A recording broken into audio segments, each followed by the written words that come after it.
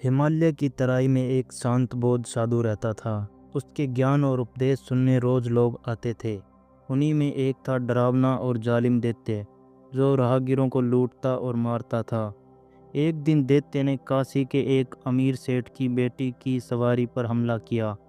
जैसे ही दैत्य सामने आया, उसके सारे सैनिक डर कर भाग गए। लेकिन दैत्य उस सुंदर कन्या को देखकर मोहित हो गया। उसने उसे मारा नहीं, बल्कि उससे शादी कर ली। डर के कारण कि वह लड़की कहीं भाग न जाए, वह उसे एक बड़े संदूक में बंद करके रखता था। एक दिन दैत्य साधु से मिलने जा रहा था। रास्ते में उसे एक सुंदर झील दिखी। गर्मी थी तो वह वहां रुका।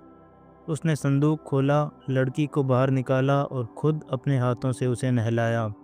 फिर वह खुद झील में स्नान करने चला गया। लड़की अब आज़ाद थी और झील के किनारे घूमने लगी। तभी उसकी नज़र एक सुंदर युवक पर पड़ी, जो एक जादूगर भी था। लड़की ने उसे इशारे से बुलाया और उसे संदूक में छिपा दिया। उसने अपने कपड़ों से उसे ढक दिया और खुद उसके ऊपर बैठ गई। जब दैत्य स्नान करके लौटा, उसने संदूक बंद कर लिया और साधु के आश्रम की ओर चल पड़ा। जब वे आश्रम पहुंचे, साधु ने कहा, आप तीनों का स्वागत है। दैत्य हैरान रह गया। तीनों? उसने तो सिर्फ खुद और लड़की को ही साथ लाया था। दैत्य ने तुरंत संदूक खोला।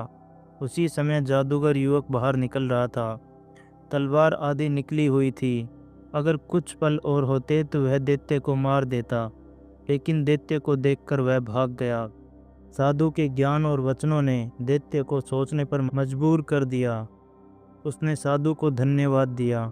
साधु ने उसे समझाया कि उसे अब अच्छा इंसान बनना चाहिए और लड़की को आज़ादी दे देनी चाहिए। उस दिन के बाद दैत्य ने अपनी बुरी आदतें छोड़ दी और एक शीलवान व्यक्ति बन गया।